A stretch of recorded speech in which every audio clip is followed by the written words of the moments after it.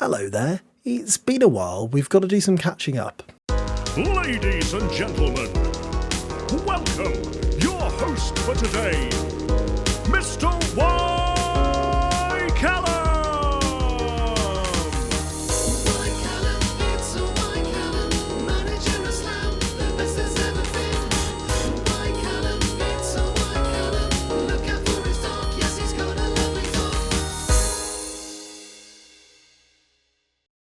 Hello and welcome back to episode something, I don't know where we are. My name's Y. Callum and you are back to the Slough Town series with me. We've been in the Premier League and the last time you saw us we were playing our first couple of fixtures. We're 3 seasons into the Premier League. Things have happened.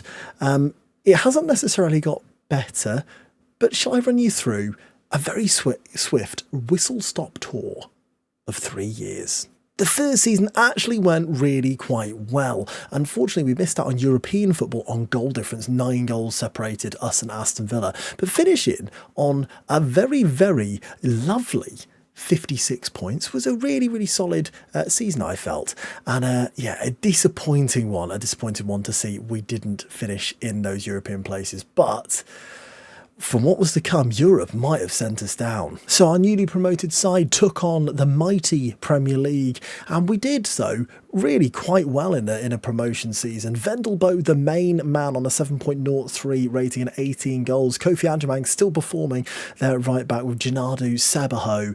Vinny Di Vicello in a great debut season for the Brazilian. Scotty Harris as well, playing really well at left back. Kessie Denton continuing in his another division for Kessie Denton to complete. Cavan Dolno of Mickey McDonald and Tommaso Mattia, the Italian attacking midfielder, who, without really pulling up too many trees, did a solid job. We were joined by Capaccio, Dario, Uribe, with Captain Briley, Big Bennett, Archibong, and that man Hamzad Kargbo sneaks into the best 11, 10 games, and scored 3 goals in the Premier League.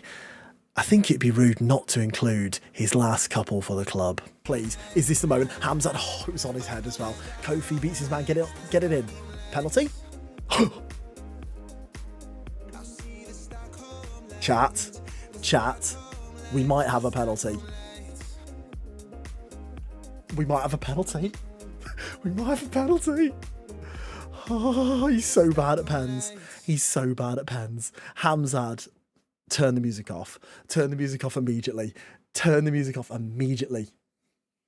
Hamzad Kargbo has the chance to score his final goal probably for the club. Hamzad Kargbo. He's got 2 penalties. Hamzad Kargbo steps up here for Slough Town. What a moment. Oh, he's done it. Hamzad Kargbo scores his 2nd goal in the Premier League and possibly his last goal for Slough Town. The player of the save, no question about it. He's been with us for all of the 15 seasons. It's Kargbo. Capaccio, look, he's on player cam now. Capaccio is towards Hamzad, you know. He's done it again. He's scored a goal from a set play, but this one is more of an open play one. Come on. He's on a hat-trick.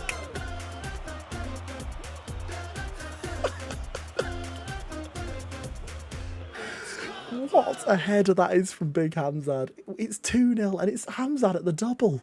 Yes, a career that spanned all the way from 2023 up until 2038. It was an incredible career at Slough Town for Hamzad Kargbo. Scored a number of goals for us, is our record top goal scorer, and managed to score in every single division. It was actually only one season he didn't score in, that 2034-35 season.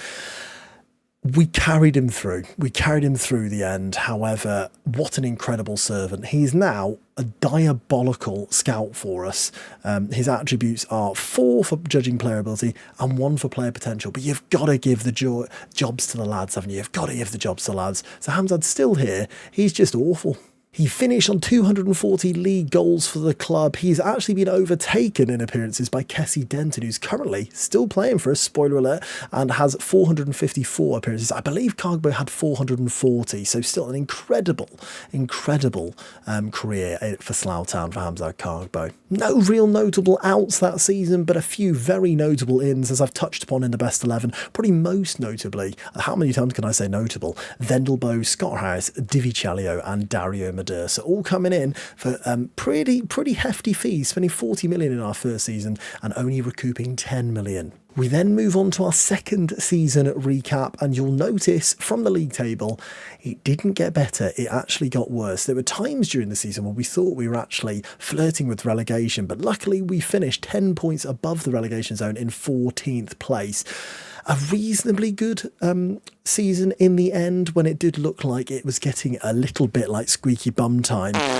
However, we held on to our Premier League status. Our best 11 had a couple of fresh faces in it, with Joe McLean coming into defensive midfield, Archibong actually taking Ajamang's place, although Ajamang seemed to play more. Archibong came off the bench an awful lot, and Big Bennett coming in up front ahead of Owen Morris. Vendelbo again with 14 goals for the club, very important for us.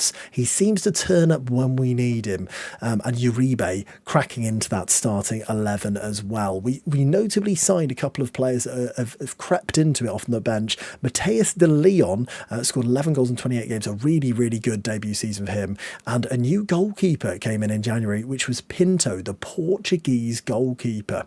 He came in from Gil Vicente at 29 years of age. He's now 30 in game. We spent £20 million on him. He is currently our record signing. So £74 million was spent in this transfer window, 20 of it on Pinto, which could rise to 24 million. Joe McLean broke our transfer record early in the save on £18 million. Vaxdal is actually a signing we signed at the end of the season. He was a new signing for the new season, which we'll touch upon in a second. Luciano Figueiredo coming in from Aston Villa for 9 million, a central midfielder in January. Yusuf Akbar, you'll notice he's also in the outs column. We signed him from Cruz Azul for £5.5 million, and then we sold him for £8.5 million to Cruz Azul. I did not realise we sold him back to the same club. That's literally realising that now. He was absolutely awful. 6 for 8, dreadful goalkeeper. We called him the Admiral for obvious reasons. Really bad at football. Played 4 times for us, conceded 12 goals, and yeah, we made £3 million on him, which was a bonus. We also obviously brought in Mateus de Leon for 4.7 million, a very significant signing. We also signed Max Stratford just because we needed a left back because everyone was kicking off. Tommaso Mattia as well left in January to go to China. We decided he wasn't doing enough in that position, and so we did sell Tommaso Mattia. As touched upon, during this season we had large periods of poor form. You'll notice here this awful December form, and this is where we really thought we were going to go down. We turned it around near the end of the season with a few important results. Preston away with Vendelbo scoring. 3-1 against Fulham, Vendelbo, Cavendona and Big Bennett on the score sheet there. Uribe double at Palace, and a very important 3-0 win against Leicester.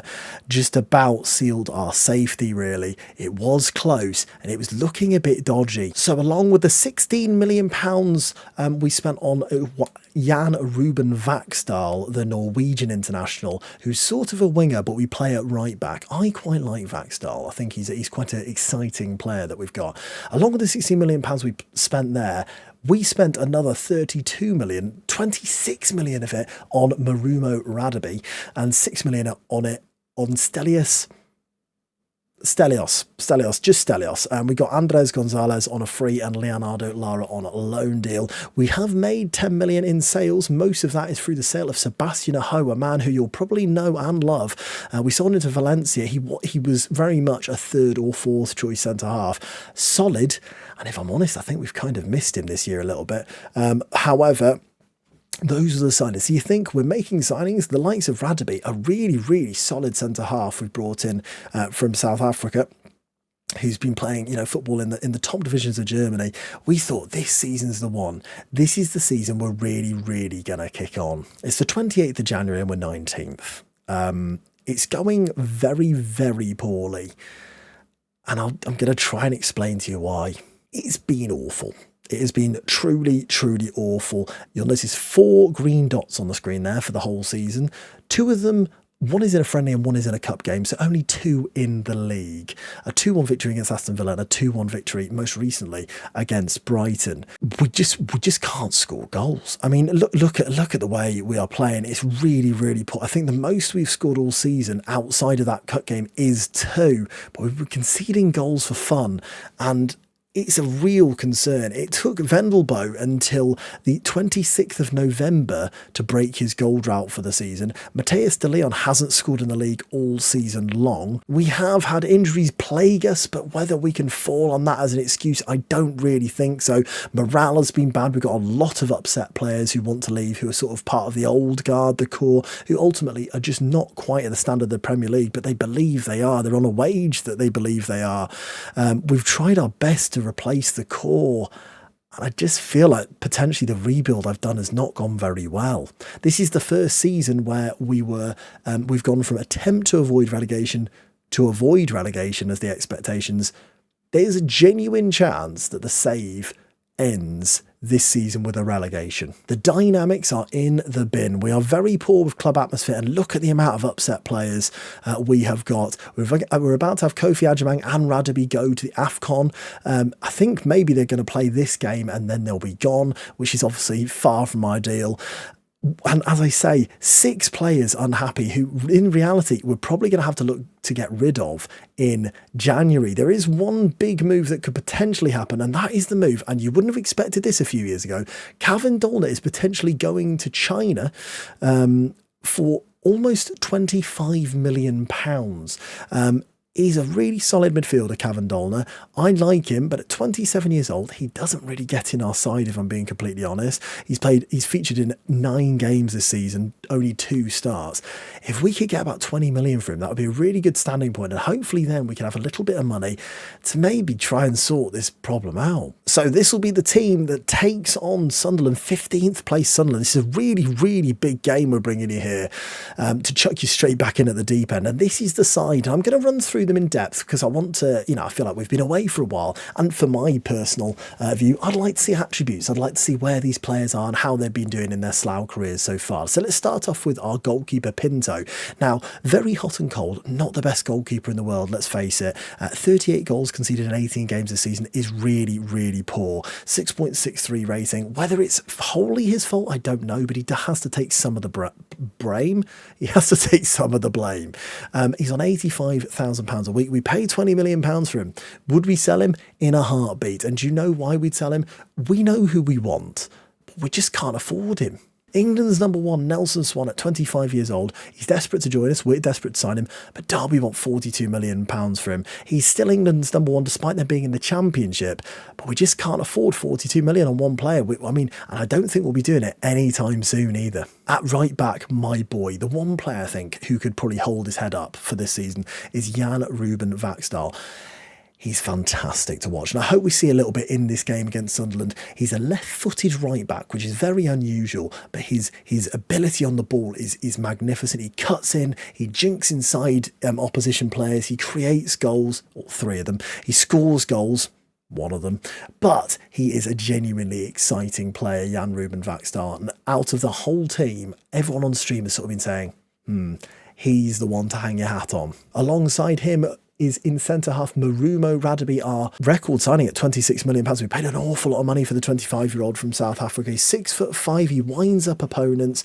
He is a really well-rounded centre-half who, if I'm honest, had an awful start to the season, but has started being a little bit better. Once our form started turning, that links with Radaby playing a bit better as well. We'll miss him in the AFCON. I definitely think we'll miss him, but we'll play him until he's gone. Then I welcome you to our only wonder kid at the moment, Dario Madersa. 6'6", an inch taller than Radaby. He's been with us and he's played for 62 appearances. He started when he first joined. I think he was 18, and we didn't start him every week. We are starting him every week at the moment. He's got a lot going for him, especially for a 20-year-old. He's worth 88 to 100 million. He's a huge asset considering we bought him for 4.3. I really like Dario. He's both footed as well. There isn't really a bad thing about Dario, in my opinion anyway. Scotty Harris at left back has got a lot going for him. We had a £32 million bid from Brentford in the summer, which was his release clause at the time, so we had to accept it, and he turned them down and signed a new 5-year deal with us. We signed him from Middlesbrough for £12 million when we first got promoted to replace Justin Brierley for a bit more quality at left back, and honestly, he's a really good left back. At 26 years old, he's got 25 caps for Wales. Another one who I really like. This is a bit of a question mark. So Davino Cellio is a really good centre-half, but we've been playing him predominantly in defensive midfield this season. Not amazing on the ball. There's been a couple of goals which have been clearly his fault from giving away the ball. But I really like Davino Cellio. We have tried a back five. It didn't work, so we've moved him back to that DM role. At 23 years old, he was a wonder kid, the Brazilian without a cap yet at international level. We signed him for 7.5 million. Really, really like Vinny. Ahead of him, one of the Colombian cousins, Jose Uribe, fantastic on the ball. A very, very talented 22-year-old from Colombia. 68 games for the club, 5 goals. He's not really a goal scorer. He's more of a creator than anything else. Usually assists the assister, I would say, Uribe, but does all the good jobs. And once again, a really talented youngster. Little Joe McLean has had a broken wrist recently. He had an injury last season as well. So he's only played 41 games for the club. 18 million. He was our record signing again. At 23 years old, in my opinion, potentially our best player on paper, and the injury problems have hindered us. He's now starting to come back, and he can play in DM, in centre midfield, and attacking midfield. We've tried him in DM last season. We're going to try him in central midfield this season as a more attacking role. I really, really like little Joe. He is volatile and confrontational, though, which isn't ideal when you're in trouble. Attacking midfield has been a real issue for us. At the moment, we're playing Figgy. However, he is wanted by a few. It wasn't Everton before, but now it is Everton. We bought him for 9 million last season. He's not really pulled up many trees, and at 29 years old, would we sell him in January? Yeah, we'd sell him in January up front. Frankly, he's my boy. Marcus Niestrup Vendelbo. He's had a really bad season this season, but the last 2, he has been our main man up front, the man we can rely on. We signed him from Liverpool for 14.5 million. He's on £105,000 a week, the Danish international. I love him. I love him. I love him. I love him. He's got his own song. Vendelbo, always creating a show. He's kicked the ball in the goal. He's indestructible.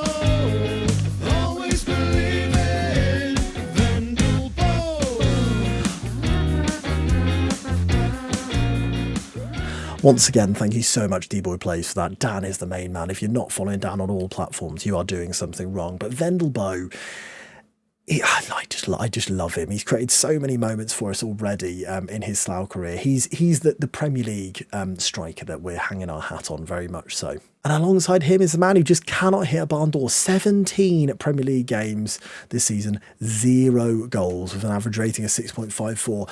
Our striking issue is severe. We are doing very poorly. And look at him. Why? At 22 years old, maybe it's a mentality issue, I do not know. But he plays for Uruguay, he scored 7 goals in 23 games for them. He's 22 years of age. 18 finishing, 18 dribbling. He's fast, he's brave, he's got good decision-making, flair, off the ball, work rate, he's literally got it all. He's such a good footballer, but he just can't score, and it really upsets me. And I think you can tell from the way I've described my starting 11 there that this is a starting 11 I genuinely believe is really good. And I think this season, I was asked at the start of this season by a few people in the Twitch chat. If you are not following on Twitch, by the way, Callum over there as well. We're streaming this a lot more than we're doing on YouTube, as you can probably tell from my 60-day drought of videos. People, asked, where do we think we'll get? And I said, you know what? I think we might sneak Europe this season. I couldn't have been more wrong. We're 19th and could well go down. But when you look at the team, do you agree? Are we too good to go down? Because I think this squad is a really good squad that we've built. Anyway, let's go and prove that against Sunderland. 2 wins to our name all season. Sunderland have arguably the best goalkeeper I've ever seen on a game in Bertinho, if he's still there. This is going to be a tough game, but cross our fingers. Let's get a win on a video. Just for reference, this is Bertinho. I mean, he's unbelievable, isn't he? And the first chance of the game here, Stenbring for Sunderland. 2 minutes on the clock at the new Slough Stadium. And that is the end. We are in a new stadium. Last season we played in Vicarage Road while the stadium got increased by 10,000, I think it was. And I think it's about 26,000 now as Vaxdal throws it into Figgy. Vendelbo. Come on, Marcus. Little Joe. And I tell you what, Little Joe is actually our joint top goal scorer on 4 goals this season. It's bleak. It's bleak, everyone. Throw in deep within the Sunderland half as Granados, who sounds a bit like a Pokemon, throws it in towards Figueiredo, doesn't win it. Come on, Figgy, get on the ball, lad. Thiago now gives it into McCalla. Oh, we do win it back in midfield. McLean into Mateus de Leon now, down the left-hand side, into Scotty Harris. He's got a bit of pace about him. Harris down this left-hand side, crosses it in. Oh, it's Vendelbo! It's magic! It's a lovely goal by the Danish international. The ball in the goal. He's indestructible. Always believing.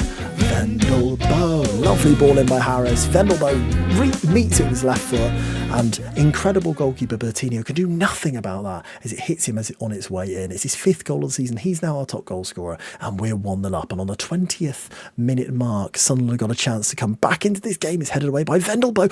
What a save by Pinto. Oh my goodness, that's incredible goalkeeping as he tips it onto the post, and we get away with it big here, but the chance isn't over, it would seem. Granados, the Pokemon, comes down the left, and that is the end of the chance. Another free kick now for Sunderland. Most highlights do seem to be starting with Sunderland. Tongue. What? Tongue down the left-hand side. Beats. Vaxdal crosses it in. It's headed away by Dario. Really good header that by the Croat. But it's a poor clearance. We need Harris together. He doesn't. Kavanagh now whips it in towards Tongue. It's headed away by Vaxdal this time. Martinho Alves. Sunderland really knocking on the door here. Can we win the ball back? Is he like... The little cheeky flick there. Granados, brilliant ball in, and it's over the bar of Pinto. We want extended highlights, but this is horrible. I might move to K. Half time, we've had one shot on target, but it doesn't matter because that is the one that's hit the back of the net. So often this season, we have been on the other end of that where we've faced teams who literally every shot they have on target goes in. So it's nice to see us leading at half time. Not majorly convincing. However, we have had 3 clear-cut chances that we've made. Be able to create. A bit depressing that we've only managed to have 2 shots out of those 3 clear-cut chances, but, you know, we're rubbish. So my boy Vendelbo gets us off in this second half. Currently, the man whose goal separates the 2 sides, Radaby, of course, on his way to AFCON. Will his mind be on South African international duty already, potentially, as Little Joe whips it over to Vaxdal. Here we go. The first sighter of him. It's actually quite a poor ball by Jan, and it's out for a throw, which we're going to see. Interesting. Vaxdal into Uribe. Can he keep possession? It looked like he might lose it there. Radaby now looking for his man. Vaxdal does get this lovely whipped ball to Figgy. Back to Vaxdal. He fouled by a literal tongue. Not like that. Divi Chalio now into Radaby. Back to Divi Chalio. Can he use it? He can. Knees drops in. Vendelbo. Oh my god. It might be. Looked off. Always creating a show. He's kicked the ball in the goal. Turn it off. It's offside. I thought it was, to be honest with you. But you've got to celebrate him. You've got to... Yeah, he's gone too early. If the ball had been played through to... Is that De Leon over there potentially? That would have been better. This is a free kick from that goal as well. Not like this, please, game. Not like this. As Ward has the ball for Sunderland now out on the right hand side. Kavanagh stabs it towards their centre forward, but Dario cuts it out well. McLean into Uribe now. A bit of pace into De Leon. They're calling for offside. It's not being given, and De Leon loses it with Harris out of position. They hit us on the counter here. Thiago stabs it through to McCalla. Oh, it's fine. Everything's fine.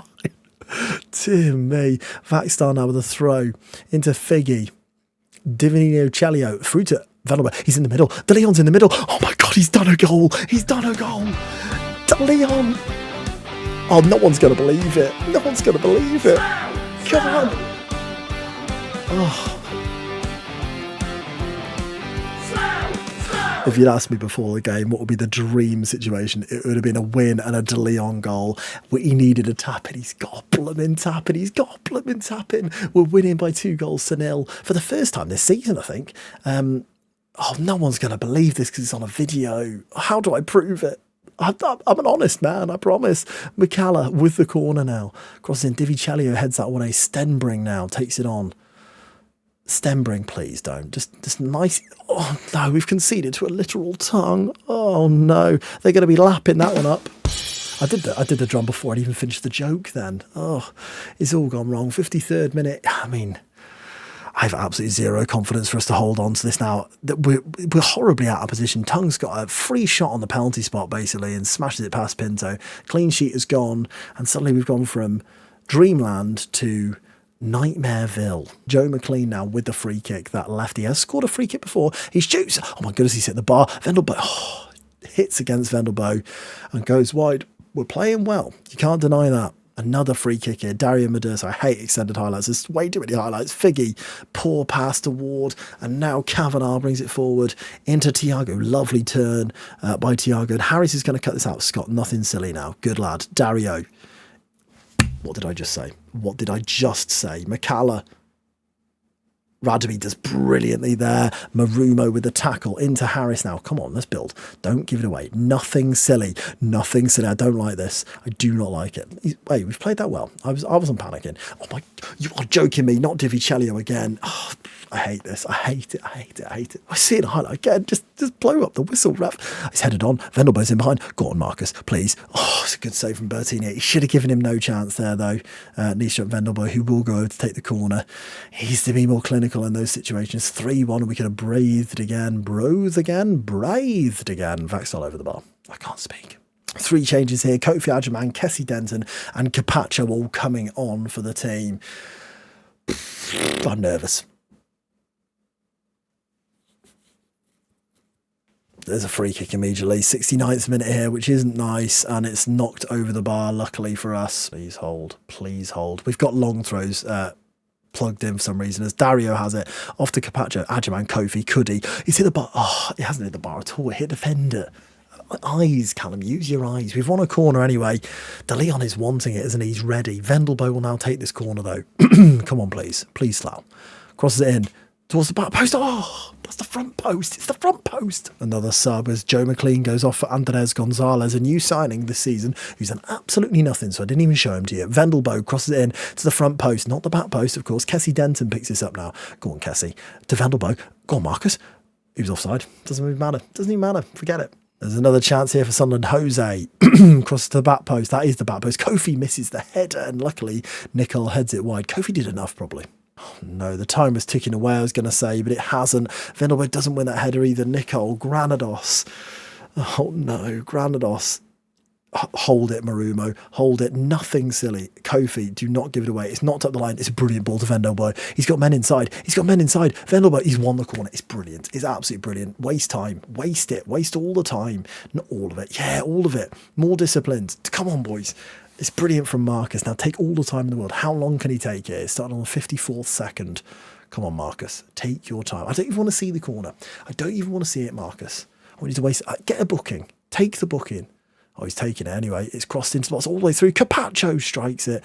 And luckily for us, Capacho gets there. Uribe now tries to find his man. It shoots. Oh, my goodness. I think it was Adjamang who got the strike away, and it was wide of Bertinho's post. We don't want to see any more highlights. 92nd minute now as De Leon. It's headed away by Fradley, which is just, he's misspelt Bradley there, hasn't he? That is awkward. Denton wins it back. Gonzalez. Come on, Matty De Leon. Back to Capacho. Shoots. Oh, it's a brilliant save. Oh, goodness, my heart. Please. Oh, my goodness, there's a sign there, isn't there? Please. Don't concede to Sunderland. That was very topical. I'm so cool nowadays. As Vendelbo wastes more and more priceless seconds as he whips the ball in. Eventually, Radeby is straight at Bertinho, and they've thrown it out immediately. I don't like this at all. Win the header. That's fine. He's offside. Good decision, Lino. Couldn't agree more. It's ticking away. No, this has got to be the end of game highlight. It's got to be. Please do not break my heart. Do not break it. Don't go breaking my heart.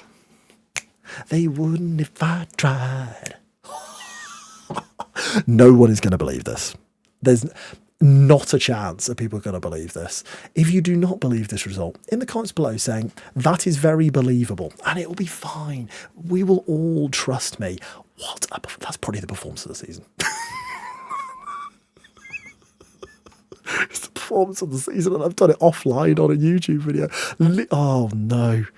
Oh no, you've just got to trust me. You've got to trust me. It's a huge win, and De Leon scored a goal. So after a massive 3-season recap, and I can't believe I brought you a win. I really can't. There's only been 2 of those all season. We're still in the relegation zone, but it looks a little bit healthier now. Sunderland being dragged back into it. It's very tight from sort of Everton downwards, really.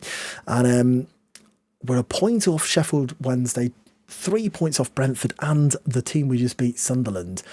It's a really, really, really big win, that. And as I say, it's almost bigger that both our strikers have scored there. So I'll leave you with this. There's a huge relief around Slough Town as Matthias de Leon at Slough Stadium on Wednesday as the Slough Strikers' agonising goal drought finally came to an end. De Leon had gone 18 matches without a goal before his strike in the 49th minute. Are we back? Are we back? Is this it? I hope you enjoyed the video. Who knows? Hopefully it won't be 3 seasons till you see the next one. If I'm honest with you, because this season seems like an interesting one, my intention was maybe to bring you the end of it as well in video form. But who knows? I'm not promising anything. You know, this isn't my job. It's not my job. Frankly, this will probably get, I reckon, 31 views. That's my prediction. Please do click the like button if you've made it this far. And also, you know, you're already putting in the comments how legitimate that win was. Just put 18... question mark, exclamation mark. I'm asking for all the comments, and I almost guarantee I'll get none of those, but that's fine. Lots of love. Thanks for hanging out. I'll see you in the next one. Goodbye.